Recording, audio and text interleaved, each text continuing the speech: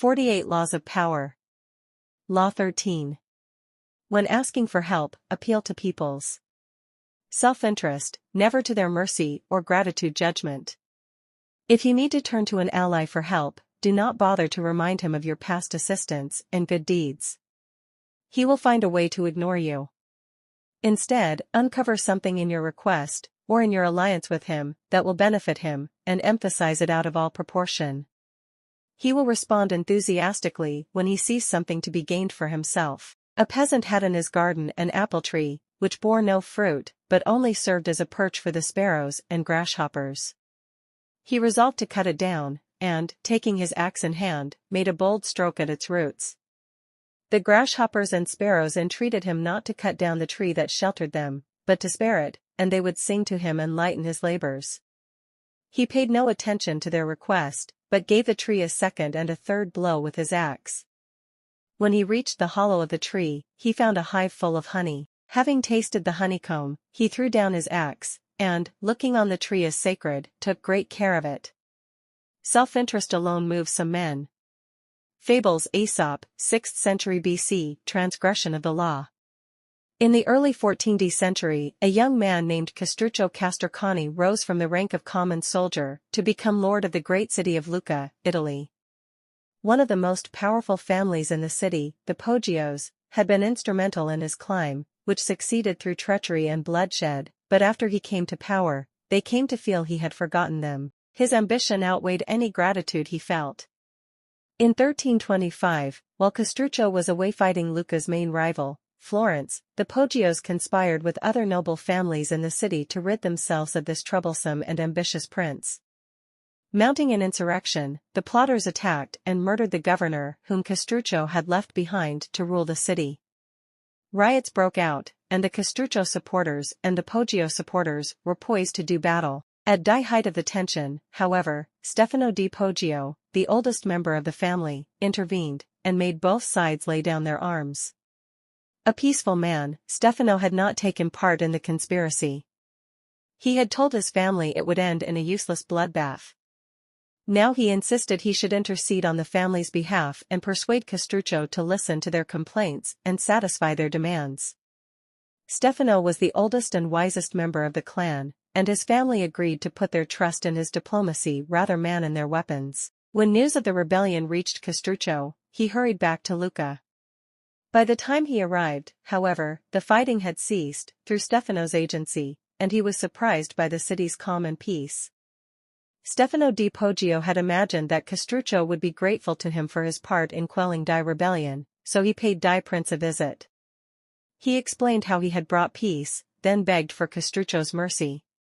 He said the rebels and his family were young and impetuous, hungry for power yet inexperienced. He recalled his family's past generosity to Castruccio. For all these reasons, he said, the great prince should pardon the Poggios and listen to their complaints. This, he said, was the only just thing to do, since the family had willingly laid down their arms and had always supported him. Castruccio listened patiently. He seemed not the slightest bit angry or resentful. Instead, he told Stefano to rest assured that justice would prevail, and he asked him to bring his entire family to the palace to talk over their grievances and come to an agreement. As they took leave of one another, Castruccio said he thanked God for the chance he had been given to show his clemency and kindness. That evening, the entire Poggio family came to the palace. Castruccio immediately had them imprisoned, and a few days later all were executed, including Stefano. Interpretation. Stefano di Poggio is the embodiment of all those who believe that the justice and nobility of their cause will prevail. Certainly appeals to justice and gratitude have occasionally succeeded in the past, but more often than not they have had dire consequences, especially in dealings with the castric CIOs of the world. Stefano knew that the prince had risen to power through treachery and ruthlessness. This was a man, after all, who had put a close and devoted friend to death. When Castruccio was told that it had been a terrible wrong to kill such an old friend, he replied that he had executed not an old friend but a new enemy. A man like Castruccio knows only force and self-interest. When the rebellion began, to end it and place oneself at his mercy was the most dangerous possible move. Even once Stefano di Poggio had made that fatal mistake, however, he still had options. He could have offered money to Castruccio, could have made promises for the future, could have pointed out what the Poggios could still contribute to Castruccio's power, their influence with the most influential families of Rome, for example, and a great marriage they could have brokered. Instead, Stefano brought up the past, and debts that carried no obligation. Not only is a man not obliged to be grateful, gratitude is often a terrible burden that he gladly discards. And in this case, Castruccio rid himself of his obligations to the Poggios by eliminating the Poggios. Most men are so thoroughly subjective that nothing really interests them but themselves. They always think of their own case as soon as ever any remark is made, and their whole attention is engrossed and absorbed by the merest chance reference to anything which affects them personally, be it never so remote. Arthur Schopenhauer, 1788–1860. Observance of the law. In 433 BC, just before the Peloponnesian War, the island of Corcyra, later called Corfu, and the Greek city-state of Corinth stood on the brink of conflict. Both parties sent ambassadors to Athens to try to win over the Athenians to their side. The stakes were high, since whoever had Athens on his side was sure to win. And whoever won the war would certainly give the defeated side no mercy. Corcyra spoke first. Its ambassador began by admitting that the island had never helped Athens before, and in fact had allied itself with Athens's enemies. There were no ties of friendship or gratitude between Corcyra and Athens. Yes, they admitted, he had come to Athens now out of fear and concern for Corcyra's safety. The only thing he could offer was an alliance of mutual interests. Corcyra had a navy only surpassed in size and strength by Athens's own. An alliance between the two states would create a formidable force, one that could intimidate the rival state of Sparta. That, unfortunately, was all Corcyra had to offer. The representative from Corinth then gave a brilliant, passionate speech, in sharp contrast to the dry, colorless approach of the Corcyran. He talked of everything Corinth had done for Athens in die past. He asked how it would look to Athens's other allies if the city put an agreement with a former enemy over one with a present friend, one that had served Athens's interest loyally. Perhaps those allies would break their agreements with Athens if Thais saw that their loyalty was not valued. He referred to Hellenic law, and the need to repay Corinth for all its good deeds. He finally went on to list the many services Corinth had performed for Athens, and the importance of showing gratitude to one's friends. After the speech, the Athenians debated the issue in an assembly. On the second round, they voted overwhelmingly to ally with interpretation. History has remembered the Athenians nobly, but they were the preeminent realists of classical Greece. With them, all the rhetoric, all the emotional appeals in the world, could not match a good pragmatic argument, especially one that added to their power. What the Corinthian ambassador did not realize was that his references to Corinth's past generosity to Athens only irritated the Athenians, subtly asking them to feel guilty and putting them under obligation. The Athenians couldn't care less about past favors and friendly feelings. At the same time, they knew that if their other allies thought them ungrateful for abandoning Corinth, these city-states would still be unlikely to break their ties to Athens, the preeminent power in Greece. Athens ruled its empire by force, and would simply compel any rebellious ally to return to the fold. When people choose between talk about the past and talk about the future, a pragmatic person will always opt for the future and forget the past. As die Corcyraans realized, it is always best to speak pragmatically to a pragmatic person, and in the end, most people are in fact pragmatic. They will rarely act against their own self-interest. It has always been a rule that the weak should be subject to the strong, and besides, we consider that we are worthy of our power. Up till the present moment, you, too, used to think that we were, but now, after calculating your own interest, you are beginning to talk in terms of right and wrong. Considerations of this kind have never yet turned people aside from the opportunities of aggrandizement offered by superior strength. Quoted in the Peloponnesian War, Thucydides, c. 465–395 BC, Keys to Power. In your quest for power, you will constantly find yourself in the position of asking for help from those more powerful than you. There is an art to asking for help, an art that depends on your ability to understand the person you are dealing with, and to not confuse your needs with theirs. Most people never succeed at this, because they are completely trapped in their own wants and desires. They start from the assumption that the people they are appealing to have a selfless interest in helping them. They talk as if their needs mattered to these people who probably couldn't care less. Sometimes they refer to larger issues, a great cause, or grand emotions such as love and gratitude.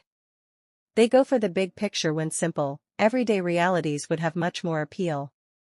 What they do not realize is that even the most powerful person is locked inside needs of his own, and that if you make no appeal to his self-interest, he merely sees you as desperate or, at best, a waste of time. In the 16th century, Portuguese missionaries tried for years to convert the people of Japan to Catholicism, while at the same time Portugal had a monopoly on trade between Japan and Europe. Although the missionaries did have some success, they never got far among the ruling elite. By the beginning of the 17th century, in fact, Thai proselytizing had completely antagonized the Japanese Emperor Ieyasu. When the Dutch began to arrive in Japan in great numbers, Ieyasu was much relieved. He needed Europeans for their know-how in guns and navigation, and here at last were Europeans who cared nothing for spreading religion. Die Dutch wanted only to trade. Ieyasu swiftly moved to evict die Portuguese. From then on, he would only deal with the practical-minded Dutch.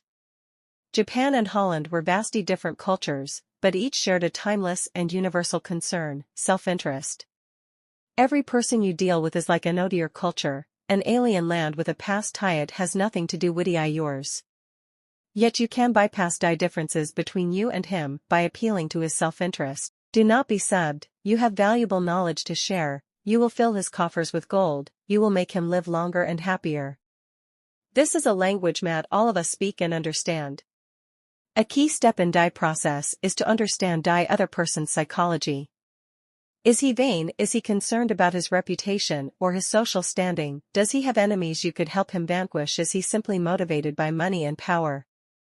When die Mongols invaded China in the 12th century, they threatened to obliterate a culture that had thrived for over 2,000 years. Their leader, Genghis Khan, saw nothing in China but a country it lacked pasturing for his horses, and he decided to destroy die place, leveling all its cities, for it would be better to exterminate the Chinese and let the grass grow. It was not a soldier, a general, or a king who saved die Chinese from devastation, but a man named Yelu Chutsai. A foreigner himself, Chutsai had come to appreciate die superiority of Chinese culture. He managed to make himself a trusted advisor to Genghis Khan, and persuaded him that he would reap riches out of the place if, instead of destroying it, he simply taxed everyone who lived there. Khan saw the wisdom in Di's and did as Chutsai advised. When Khan took the city of Kaifeng, after a long siege, and decided to massacre its inhabitants, as he had an odier city's diet had resisted him, Chutsai told him Tiat the finest craftsmen and engineers in China had fled to Kaifeng, and it would be better to put them to use. Kaifeng was spared. Never before had Genghis Khan shown such mercy, but then it really wasn't mercy. Tiat saved Kaifeng. Chutsai knew Khan well. He was a barbaric peasant who cared nothing for culture, or indeed for anything odier than warfare and practical results. Chutsai chose to appeal to the only emotion that would work on such a man, greed. Self-interest is the lever Tiat will move people. Once you make them see how you can in some way meet their needs or advance their cause, their resistance to your requests for help will magically fall away. At each step on die way to acquiring power, you must train yourself to think your way inside the other person's mind, to see their needs and interests, to get rid of the screen of your own feelings that obscure the truth. Master T's art and there will be no limits to what you can accomplish. Image, a cord that binds.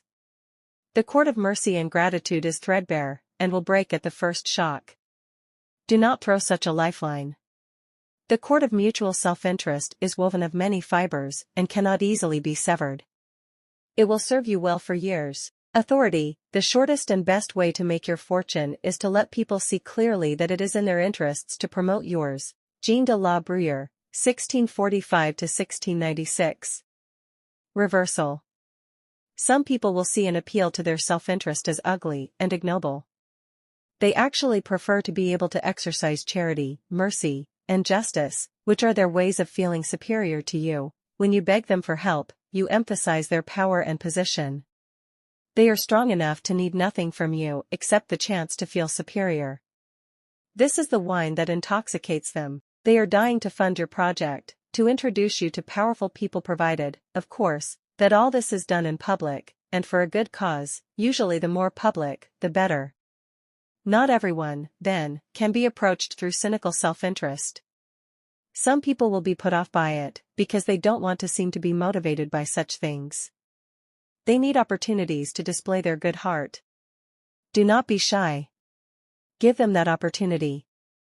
It's not as if you are conning them by asking for help. It is really their pleasure to give, and to be seen giving. You must distinguish the differences among powerful people and figure out what, when they use greed, do not appeal to mere charity. When they want to look charitable and noble, do not appeal to their greed.